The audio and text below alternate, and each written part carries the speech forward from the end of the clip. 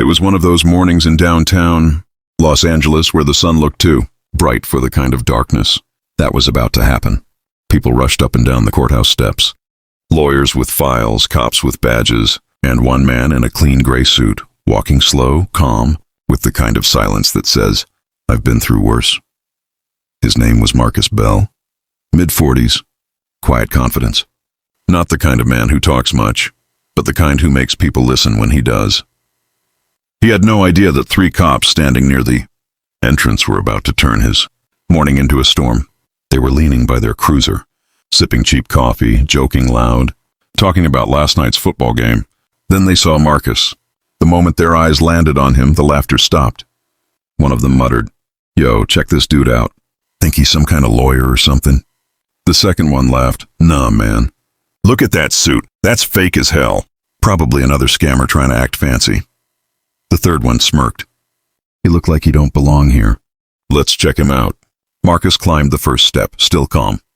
The officers moved in front of him like a wall of arrogance. The first one said, "Where you think you going, brother?"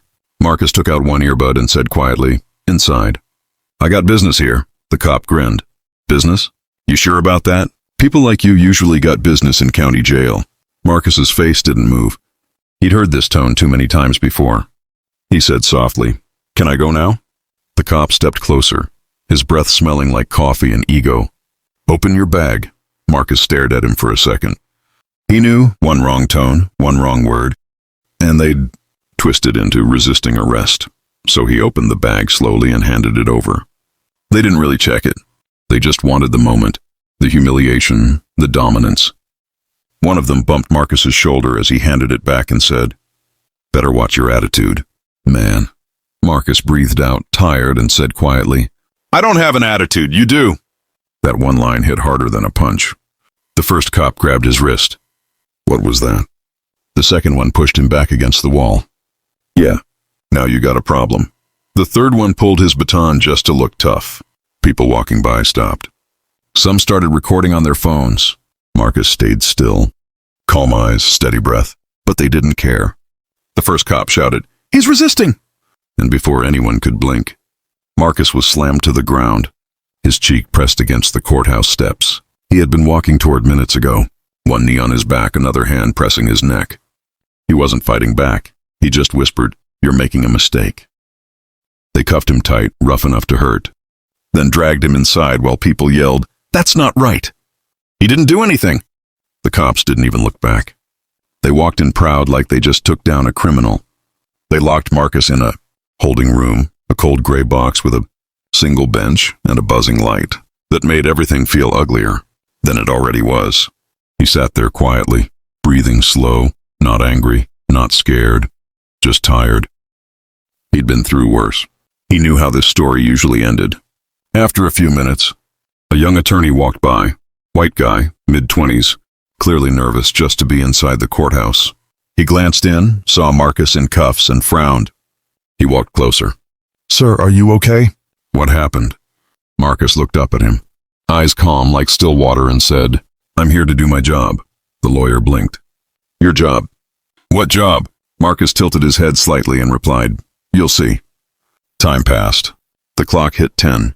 The officers who arrested him were called upstairs for a case they were supposed to testify in, something about a traffic altercation. They swaggered through the halls, laughing, talking about how they handled business outside. "That dude, probably some street hustler," one of them said. "Bet he got priors." When they reached the courtroom, the clerk told them to wait. "Judge will be here any minute." They leaned on the wall, bored, not knowing the storm that was about to hit. The door opened. Everyone stood up.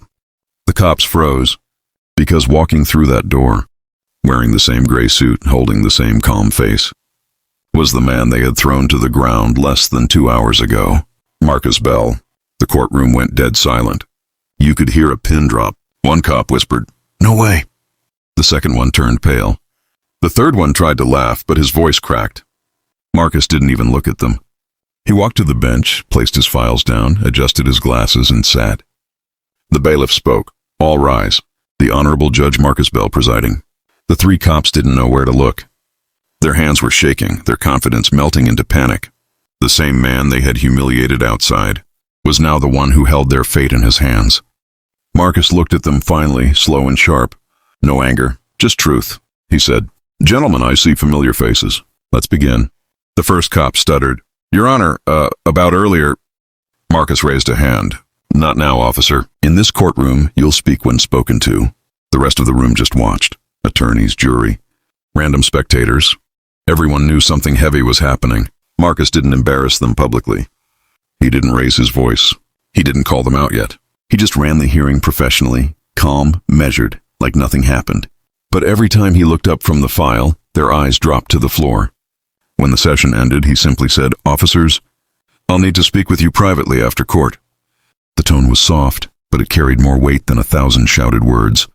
They nodded, terrified. Marcus sat in his chambers, hands behind his back, staring out the window like he was looking at the entire history of America. Squeezed into one ugly morning. He wasn't angry. He wasn't panicking. He was disappointed in how predictable the world still was. He pressed the intercom button.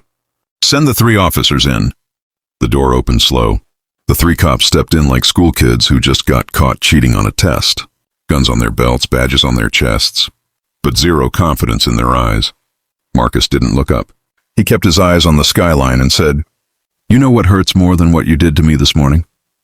No one answered. Marcus turned around. Calm face, calm voice, but razor-sharp eyes. It's how normal this was. For you. The first cop swallowed. Your Honor, we didn't know it was you. Marcus cut in. And that's the damn problem. Silence. You would have done the same to any black man in a decent suit who didn't fit your little stereotype. He walked closer, slow, calm. You think your badge makes you powerful?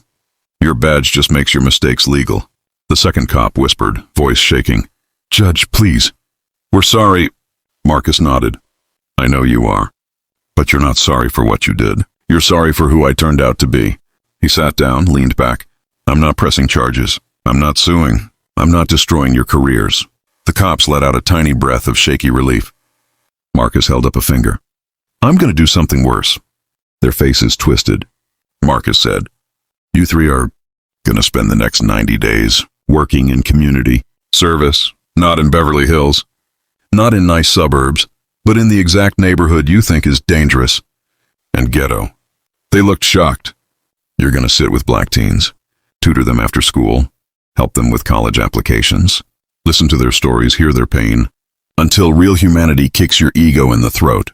He leaned forward. And when these 90 days end, I'll call each one of those kids personally. If any of them say you acted like the jerks you were this morning, I'll ruin your badges with one signature. They stared at him like he just snatched their souls. Marcus gently slid a document toward them. Sign this, all 3. They signed, hands shaking. Marcus stood, opened the door, and said, You may leave now. They walked out slow like their legs were made of cement. Marcus walked back to his window. Calm. Again, he whispered to himself. Sometimes justice isn't about locking people up.